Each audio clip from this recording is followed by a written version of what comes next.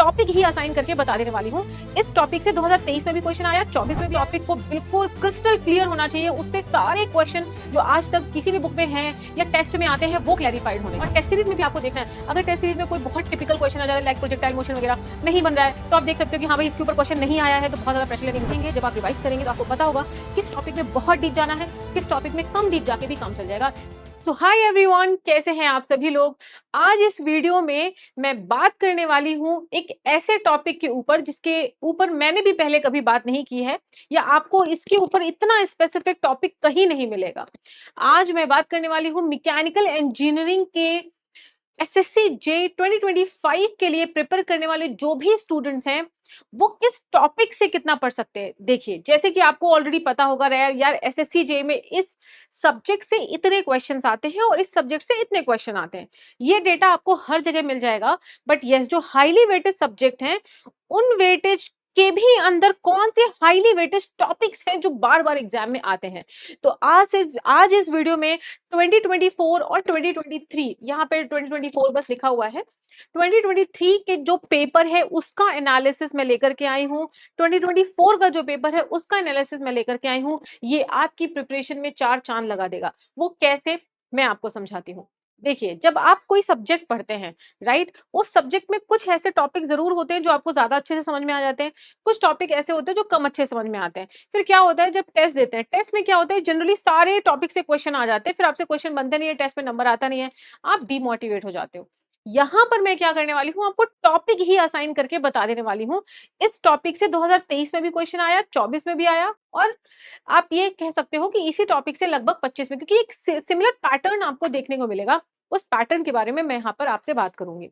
We will talk numbers, analysis है ये तगड़ी वाली, ये एनालिसिस के ऊपर वीडियो है। ये वीडियो का जो कंटेंट है, ये मेरी तरफ से भी पहली बार इसके ऊपर मैं वीडियो बना रही हूँ। काफी मेहनत की गई है इसके बैकएंड में, किस टॉपिक से कौन सा क्वेश्चन आया है इसको निकालने के लिए। आओ चलो देखो, इस सेशन की जो पीडीएफ है अगर आपको चाहिए है, आप मीनू मैम पीडब्ल्यू, ये जो टेलीग्राम चैनल है, इसको ज्वाइन कर सकते हैं, मीनू मैम पीडब्ल्यू। और यहाँ पर आपको इस सेशन की जो पीडीएफ है वो आपको मिल जाएगी। लेट मी टेल यू, इस सेशन की पीडीएफ आपके लिए इंपॉर्टेंट है क्योंकि इसमें इतने सारे टॉपिक्स लिखे हुए हैं, आप डायरेक्टली इसको लिख नहीं पाएंगे या स्क्रीनशॉट लेंगे तो उतना अच्छा आ नहीं पाएगा। तो यहाँ पर मैं क्या करने वाली हूँ, आपको इसकी पीडीएफ प्रोवाइड कर देने वाली हूँ ताकि आपको टॉपिक्स मिल जाए। फिर जब आप टेस्ट दें या जब आप प्रिपरेशन करें तो इन टॉपिक्स को ज्यादा अच्छे से प्रिपेयर करें। देखो, इस सेशन का बिल्कुल ये मतलब नहीं है कि आपको बाकी टॉपिक्स नहीं पढ़ने हैं, बट इस सेशन का ये मतलब है कि जिस टॉपिक से क्वेश्चन आ रहे हैं उस टॉपिक को बिल्कुल क्रिस्टल क्लियर होना चाहिए, उससे सारे क्वेश्चन जो आज तक किसी भी बुक में हैं या टेस्ट में आते हैं वो क्लैरिफाइड होने चाहिए, राइट। चलो, तो देखो, सबसे पहले मैं ये आपको बता देती हूँ, मैकेनिकल इंजीनियरिंग को 3 पार्ट में डिवाइड किया जाता है। ये प्रॉब्लम इसमें आ रही है, कोई बात नहीं। मैकेनिकल इंजीनियरिंग को डियर 3 पार्ट में डिवाइड किया जाता है। थर्मल डिजाइन प्रोडक्शन, ये डेटा सबके पास है कि भाई थर्मल से ही 80 से 85% पेपर आता है आपका एसएससी जे का। डिजाइन से आपका 7 से 10%, प्रोडक्शन से भी आपका 7 से 10% डेटा आता है। पर थर्मल के ये जो टॉपिक है, fluid machinery, fluid mechanics, hydraulic machinery, thermo, basic thermodynamics, IC engine, power plant, RAC, इनके अंदर से किस टॉपिक से कितना क्वेश्चन आया, ये मेन मुद्दा है इस सेशन का। आओ चलो, सबसे पहले ये आपके पास स्क्रीन अवेलेबल है। अभी आपको थोड़ा स्क्रीन में थोड़ा ब्राइटनेस ज्यादा है तो मैं इसकी ब्राइटनेस को कम कर देती हूँ। अब आप ध्यान से देखिए, आई होप अब ये स्क्रीन आपको पूरी तरह से विजिबल है। देखो, इंजीनियरिंग मैकेनिक्स में यहाँ पर आप देख सकते हो एसएससी जे 2023 का डेटा ये है, एसएससी जे 2024 का डेटा ये है।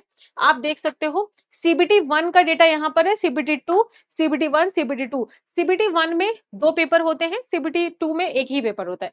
तो यहाँ पे पेपर 1, पेपर 2 एंड सीबीटी 2 का एक पेपर, अगेन 2024 का पेपर 1, पेपर 2 एंड सीबीटी 1 का ही है पेपर 1, पेपर 2। 2 पेपर होते हैं, 2 पेपर होते हैं मतलब 2 शिफ्ट में पेपर होते हैं।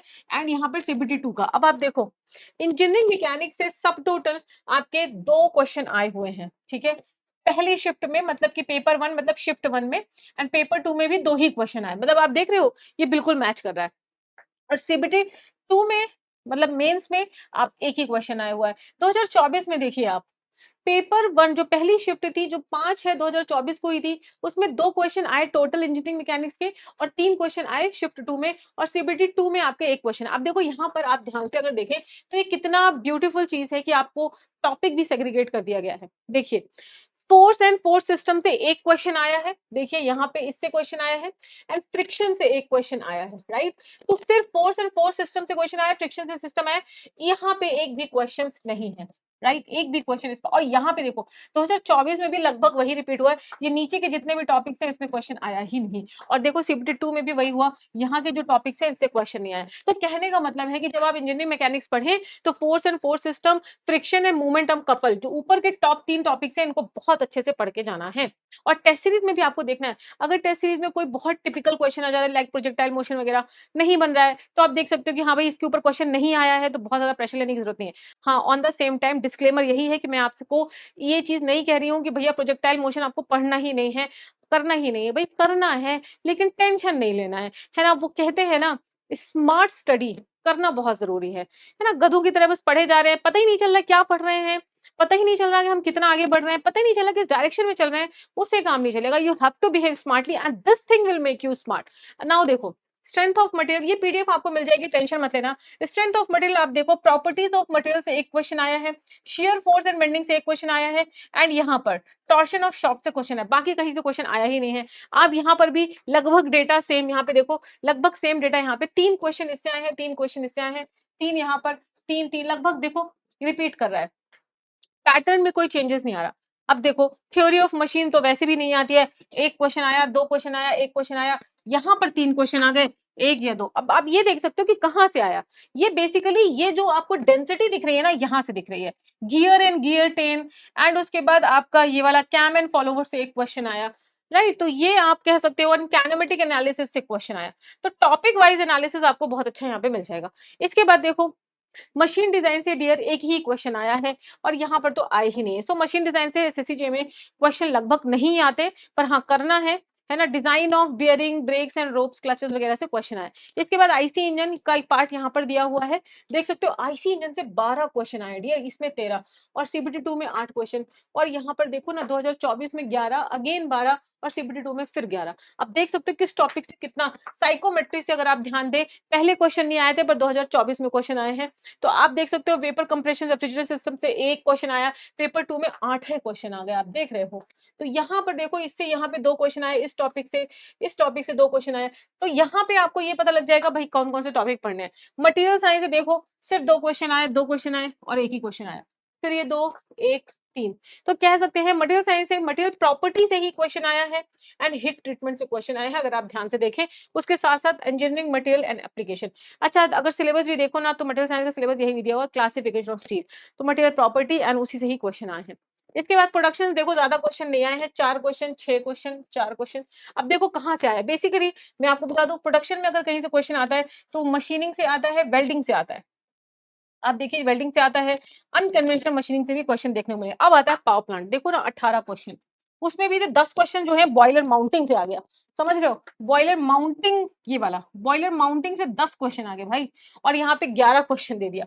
और 2024 में भी सेम पैटर्न, बॉयलर माउंटिंग के ये 8 क्वेश्चन, 4 क्वेश्चन एंड देन ये 8 क्वेश्चन, राइट। तो आप देख सकते हो किस किस पार्ट से, स्टीम टरबाइन, स्टीम नॉजल से भी क्वेश्चन पूछे गए हैं। गैस टरबाइन से कम क्वेश्चन पूछे गए हैं पर 2024 में फिर भी पूछ लिया है।